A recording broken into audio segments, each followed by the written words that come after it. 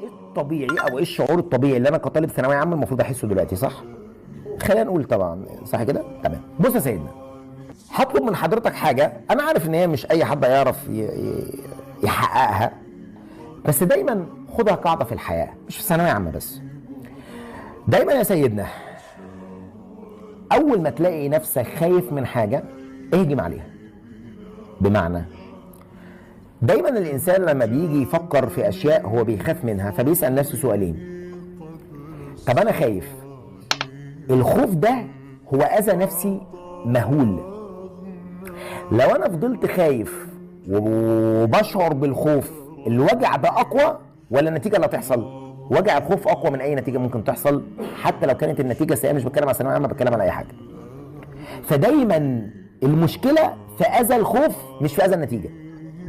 تمام؟ فعلى سبيل المثال النهارده واحد ما بيعرفش ينام لوحده في البيت، فلو راح النهارده اتقال له انت هتنام لوحدك في البيت، فيفضل وانت صغير على سبيل المثال، فكنت بتفضل تعيط تعيط عشان ده هيحصل، ايهما اشد وجعا؟ الاحساس ده ولا الاحساس اللي انت اتحطيت جابوك قعدت على السرير بقيت لوحدك؟ اسيبك من ان انت ولا ما نمتش، مين اكثر وجعا؟ الشعور القبلي بالخوف او الشعور بالخوف قبل حدوث المشكله. فدايما عندنا مشكله ان الشعور بالخوف هو مؤذي وبيوجع اكتر من النتيجه بتاعت الخوف نفسها. فعشان كده بطلب من حضرتك في الفتره دي يا سيدنا ان انت تبقى جريء. يعني ايه جريء؟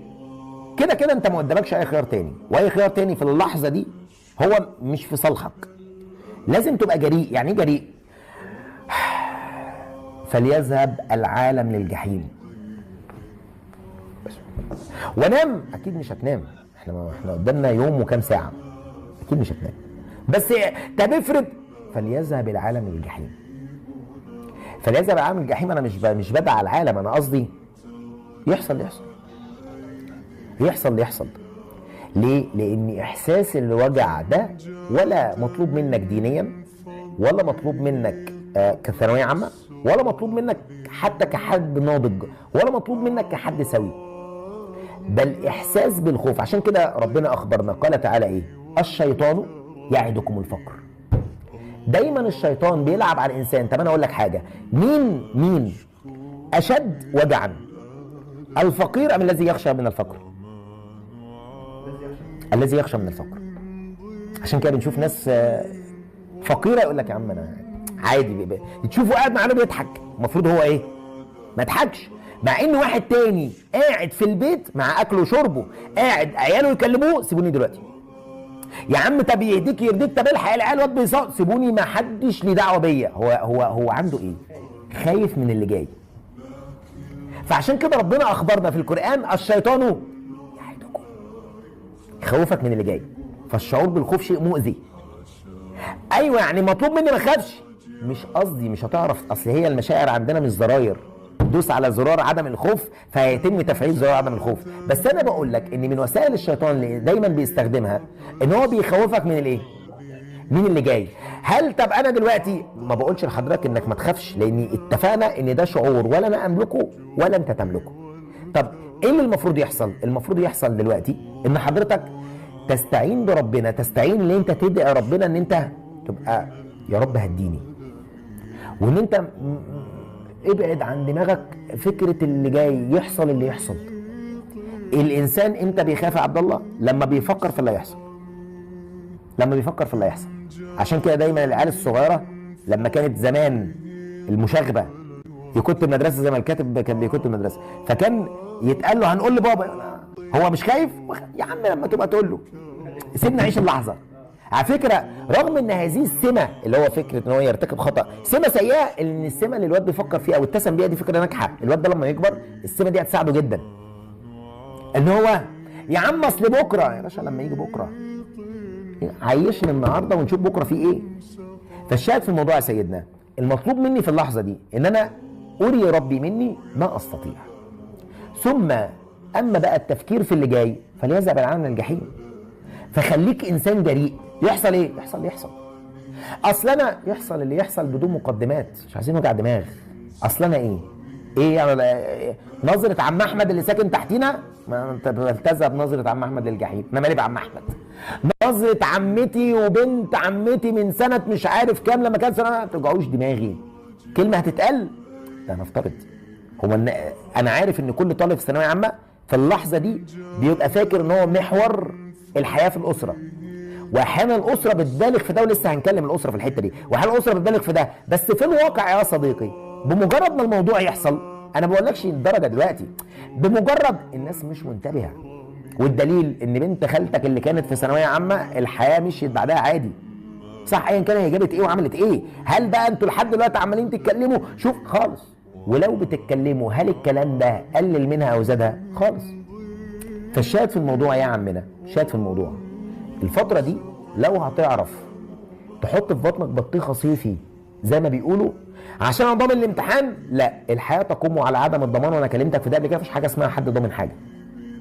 بس انا حاطط في بطني بطيخه صيفي ليه؟ عشان ربنا امرني وطلب مني وحذرني وعرفني ان الشيطان ما يخوفنيش من القادم، وان المستقبل مش بتاعك. انا مطلوب مني ايه؟ اعمل دي. هل بقى ده هيمنع شعور الخوف كلية؟ ابقى كداب لو قلت لك كده كده الشعور هيبقى التوتر موجود، يعني شويه مش مهم. لكن انا مرعوب لدرجه عمال احسبها كل لما الشيطان يرمي لك بعد امتحان العربي بيوم هيحصل ايه ماليش فيه. انا كل تفكيري فين دلوقتي؟ انا دلوقتي مطلوب مني اعمل ايه النهارده؟ هعمله. يجي الامتحان اعمل ازاي؟ معرفش. ليه؟ لانك يا صديقي في النهايه انت عايز تري ربك منك ان انا عملت اللي عليا في هذه الفتره. ما تفضلش ترجع بالزمن لورا، ولا ترمي لورا، ولا تروح لقدام. عملت اللي عليا في هذه الفتره، في ايدي حاجه تاني اعملها؟ لا. اذا التباكي والخوف والندم والتوتر والحرص الزائد في التفكير، كل ده مش هيقدم ولا يأخر. ده يرهقني ذهنيا، هيتعبني نفسيا، هيضرني تعليميا، مش هيعمل اي حاجه، مش هيفيدني في اي حاجه. فبناء عليه انت مش هتحاسب على ده، ربنا مش هيكافئك عشان انت متوتر، تمام؟ لكن ربنا يكافئك ويعينك لما حضرتك تبذل مجهود. فعشان كده يا سيدنا شعور بالخوف والاطمئنان، قصدي الشعور بالخوف والاضطراب الى اخره، اتعامل معاه ازاي دلوقتي؟ كل ما تحس ان انت متوتر او عمال تفكر في المستقبل، افتكر قوله تعالى الشيطان يعدكم الفقر. افتكر، فما تندركش معاه.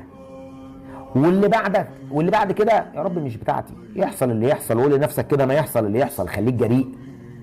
ما كانش ينفع اقول لك قبل كده ليه؟ لان لما اقول لك خليك جريء هتفتكرني انا بقول لك كبر دماغك ولا تعليم ولا كلام فاضي. انا ما بقولش كده، ده انت قاعد بتسمع وقاعد بتتعلم وقاعد بتبذل بتعمل اللي عليك. عملت اللي عليك، لو العالم كله اجتمع ضدك عادي. وانا مش بحكي، والله ما بحكي لك كده من باب ان انا مش حاسس بيك، والله العظيم ده انا بحكي لك كده وانا عارف احساسك بالتفصيل الممل ومشاعرك الدقيقه اللي حضرتك حاسس بيها.